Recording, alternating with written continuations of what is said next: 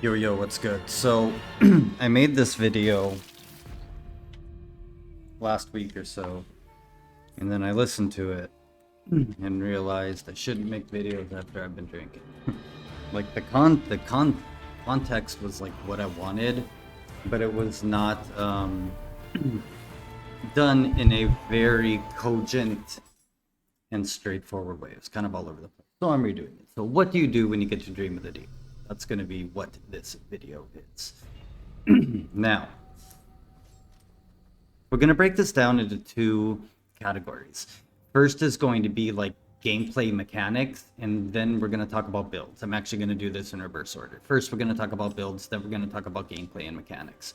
So when you get to Dream of the Demon, it's the first time that like a build actually becomes kind of important. You're going to notice that the damage you inflict is significantly decreased. Your build is going to help that, but your mechanics and how you play is going to be much more important than the build you use. Now, there's pretty much only one build that you're going to use, that most people use, and it's not even like a build. It's basically just a set bonus, and that's Byzantine's Grace. So the big thing about Byzantine is versatility, where every time you use a different skill, you get a damage stack, and you can get this up to 9. So the more unique active skills you use in a specific amount of time, the more damage you will be doing. So this build is also related to gameplay mechanics, because a lot of people kind of get through their first couple runs of the game just kind of like spamming whatever they can spam, right? And they don't really pay too much attention to what they're doing and engaging in the deeper mechanics of the game and things like that. So how do you get this set? Well, it's all pure RNG. So what you want to do is basically clear the first region on Dream of the Demon, and you should have at least a couple pieces by then. You can farm like a Voice in the Twilight. It's a very good mission to farm, where you get a very quick boss fight. If you run this a few times, you should have quite a few pieces. The second thing you're going to want is a Yasakani Magatama, and this you should have one by now by the time you reach Dream of the Demon. This gives you a set bonus requirement reduced by 1. So you're going to get as many pieces as you can get, and you want to get up to, where is it? You want to get up to 6 pieces. So once you have your 6th piece, you'll essentially, with the set -1, you'll be good to go. Or you can do 5 pieces with the set -1 and be good to go with the versatility. The key recovery is nice, but versatility is the main thing.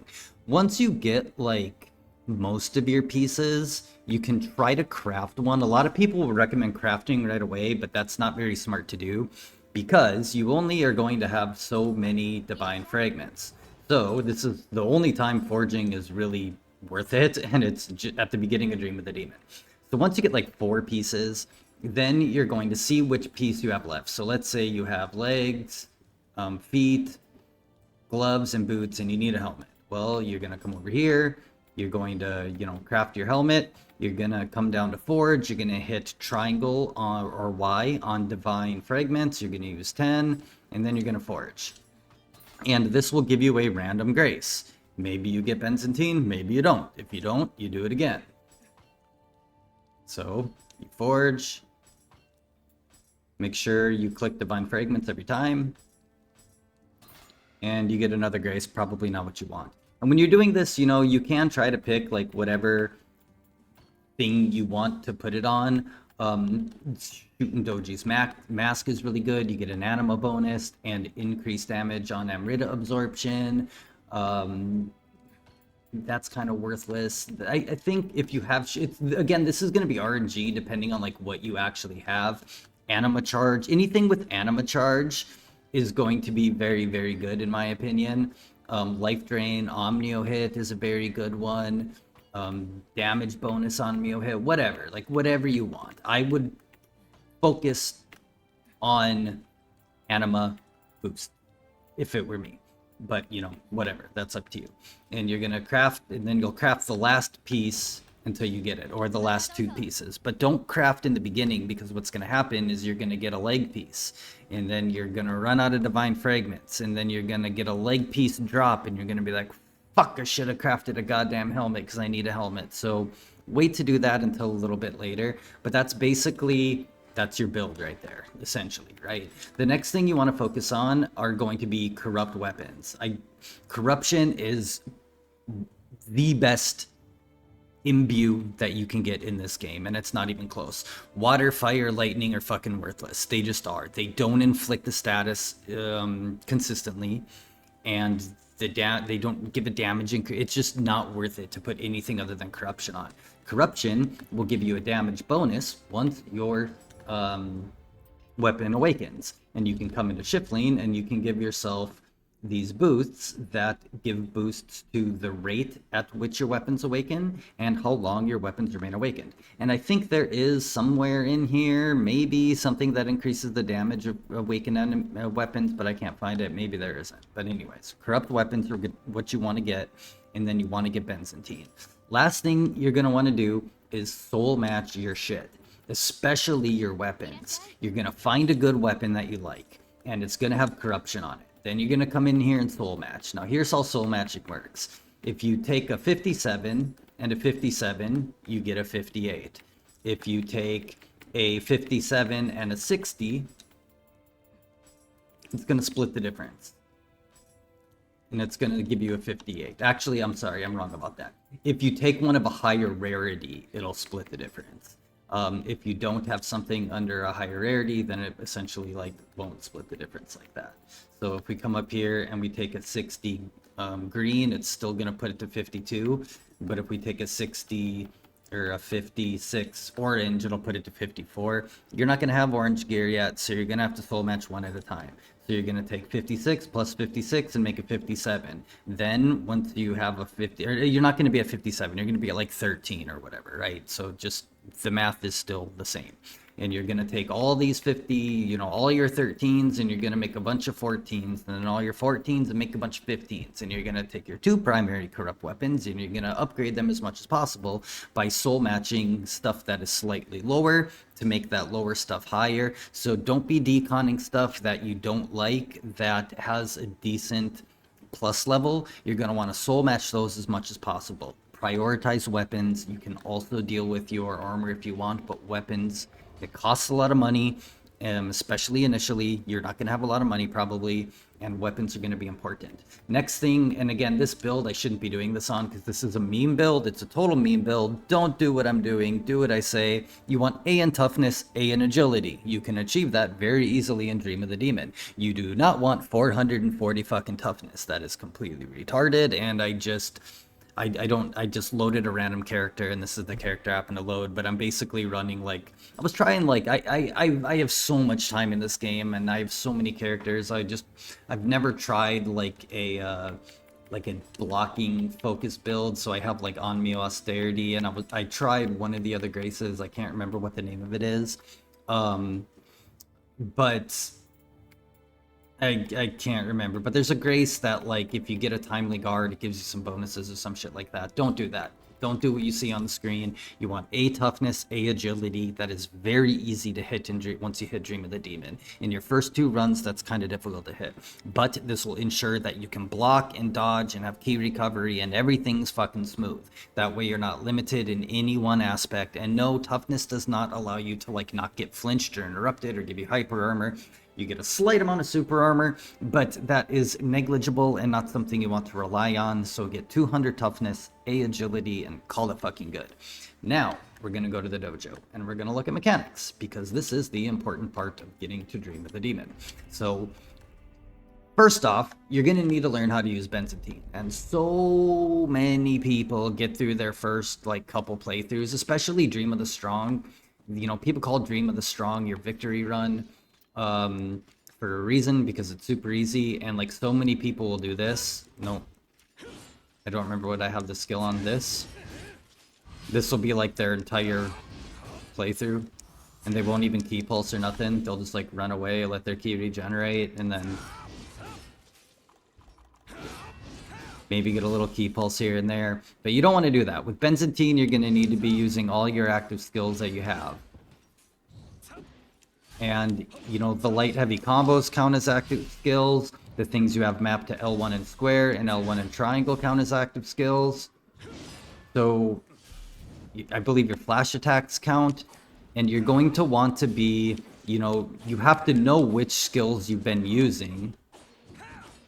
Even things like this will count, like your heavy attack, hold heavy attacks will count. I thought I had the backup one on here somewhere, but I don't. But you're gonna need to know which skills you've used, and to really get the most out of Byzantine, at the top left you're gonna see a little number in this, and that's your stacks of Byzantine. Once you hit about 7, try to slow it down. Let that stack get close to running out, then hit your 8th skill. Let that get close to running out, then hit your 9th skill. That way you're at like your highest damage output for the longest amount of time. So you're gonna go as fast as you can, cycling through the first 6 or 7 stack skills to get those stacks, and then you're gonna let the last one run.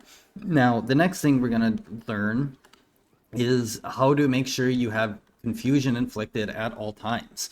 Now, maybe not at all times. Okay, so this is like if you want to be advanced or not. Really, when you get to the depths, your confusion and status ailments like don't last very long, even in the underworld. So once you get that point, a lot of players will break the enemy's key, and then they will confusion loop.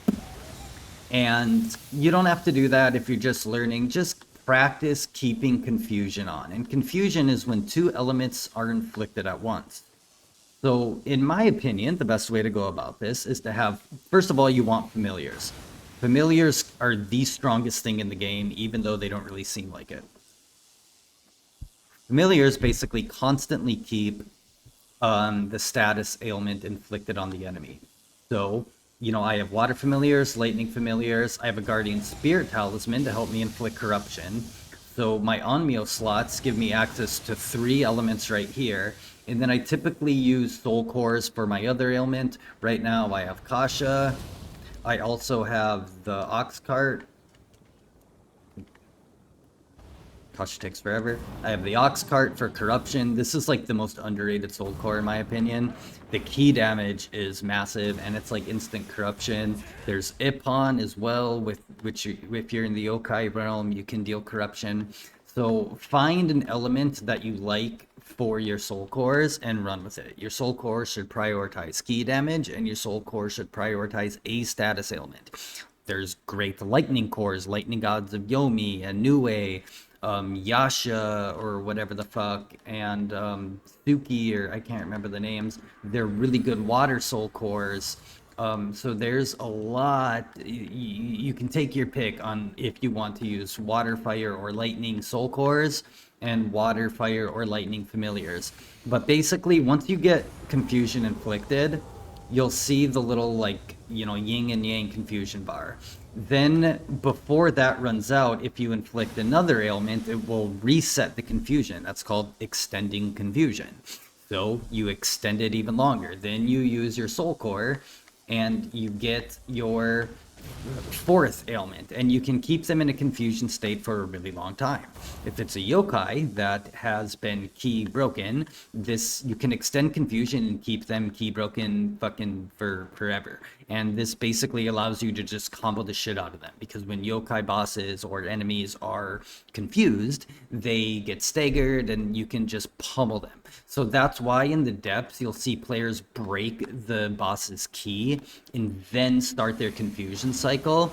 But if you're just starting out, don't worry about that. Just do your thing and try to practice getting confusion inflicted. So that's literally the most important things that you can do once you hit the Dream of the Demon.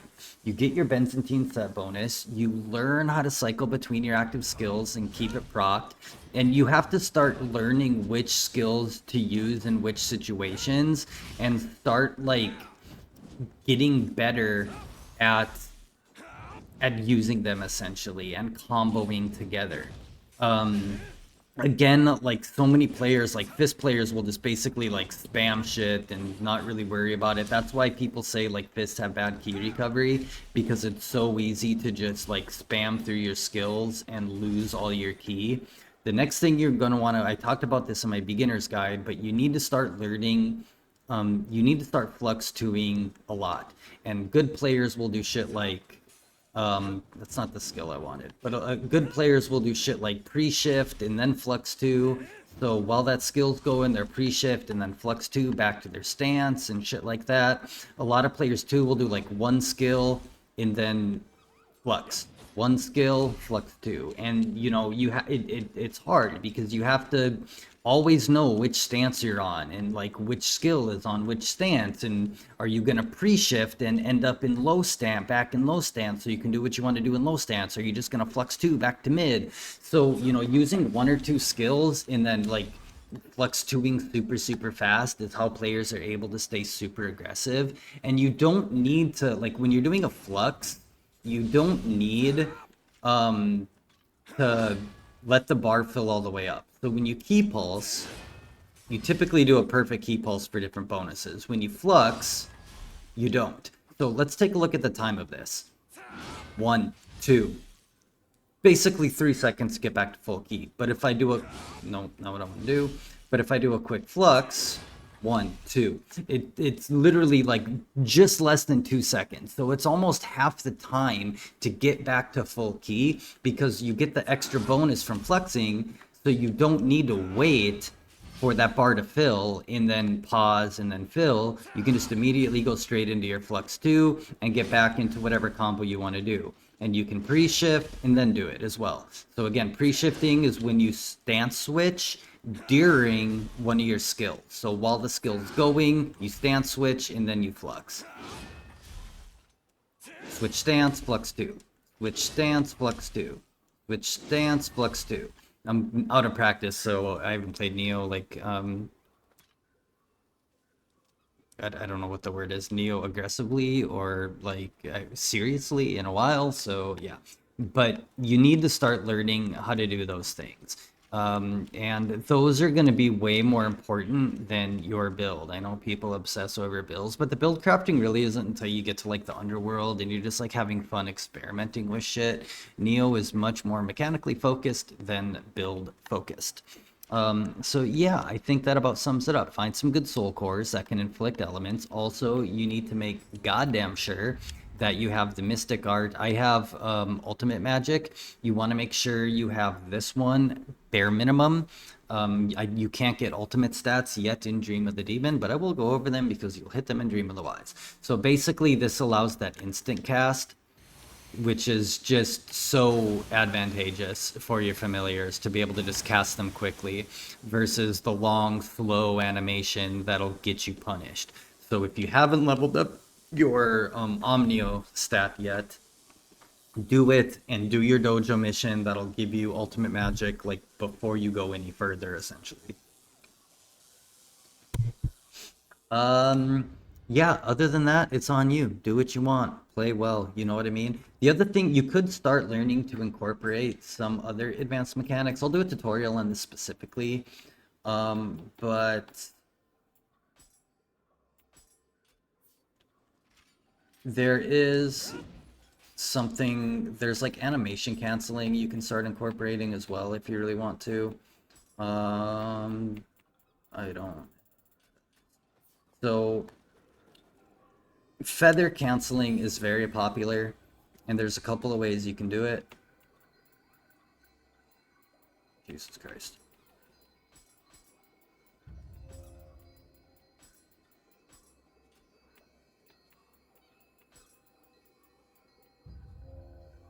Set a shortcut, and we're gonna put it over here. Okay.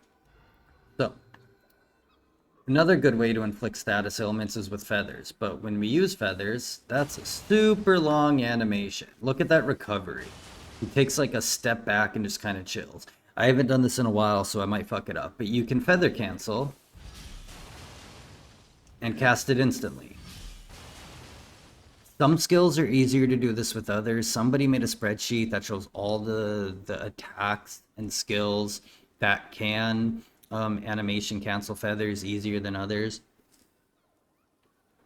A lot of like high stance heavies, a lot of low stance lights, and you know, certain active skills will do it. But what you do is you do your active skill and then you start mashing feathers, and then you basically key pulse at the right time. Now, what's the right time? So when we see the feather animation, like you see when that first, when he starts to blow and that like first little feather comes up, that big feather right there in his hand, that's basically when you want to start, when you want to hit your key pulse. So during my skill, I'm mashing it. The second I see that, I'm key pulsing. And that allows you to get right back into like whatever you want to do.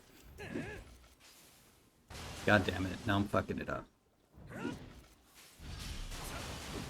So you can literally like be comboing while the feathers are hitting, which is super fun.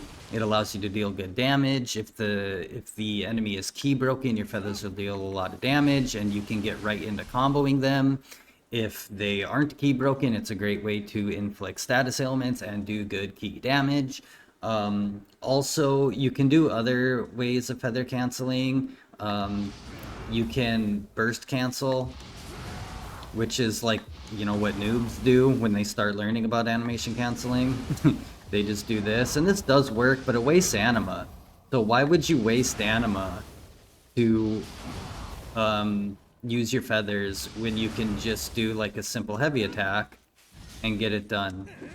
You can see it's not as consistent, right? Like, I've done this thousands of times, but I still fuck up the timing from time to time. One really fun thing to do, in my opinion, is to, and this will just instantly break key, is to soul core cancel, especially with Ippon. It's such a stupid fucking cheesy thing to do. Especially if you're in the Dark Realm. If you're in the Yokai Realm, Ippon will inflict fire damage. So this can essentially key break and confuse an enemy in one simple animation. Again, not every soul core can feather cancel. Some can, some can't. And typically, like, the ones where you transform will be able to, similar with like getting grabbed. The soul cores that turn you into a yokai will prevent you from getting grabbed. But something like Kasha, oh man, even Kasha does it. Okay, maybe I'm completely wrong, and literally every soul core you can animation cancel. There's no way it's all of them. All of them. Do whatever the fuck you want. I didn't know that. Whatever you want. Fucking spam your soul cores till your heart's content, and use them to cancel your feather animations. But I would get in the habit of learning to do it properly with key pulse canceling. In fact, if you look at my channel, I have like a 30-second Kasha kill on new game. I'm technically under leveled. The reason I was able to fuck Kasha up so quickly was because I was feather canceling, and at times I was Ippon canceling, and I had fucking talismans on, so she was constantly being confusion, and animation canceling these allowed me to just pummel the shit out of her. So if you want to see like a good version of that in practice, and I went super like cheesy, I would basically break her key and then just spam this. I was just having fun killing her, not really trying to do anything sweaty. But if you want to see it in practice, go check out my Kasha kill. But yeah, those are the things you need to start doing in Dream of the Demon if you really want to be successful in Nioh 2. Learn about confusion, get corrupt weapons, soul match, get Byzantine, learn how to keep your Byzantine stacks at max. Learn what active skills, it's a lot to keep track of. You have to know which active skills you've used, which you haven't. If you're going to start taking advantage of Flux 2 and pre-shifting, you're going to have to know where you're at all times and memorize which skills are on each stance. You're not going to be running through the game just going... No, wrong one. You're not going to be running through the game doing this anymore. That worked in Dream of the Strong. That's not what a good Nioh player does. And you don't want to do that. You can see how like that still just burns key, right? Even if you're doing like perfect key pulses, that's still just burning key. If you're gonna do that, at least fucking free shift and flux too. But I don't know if you can... Yeah, you can. Get the whole thing. Pre-shift at the right time, Flux 2, but you know, that you can practice that if you want, if it helps you with your Flux 2, but engaging in all the other mechanics, and soul matching and confusion looping and all that shit, feather canceling, that's what a good new player does, and that's what you want to start doing once you get to Dream of the Demon. Peace.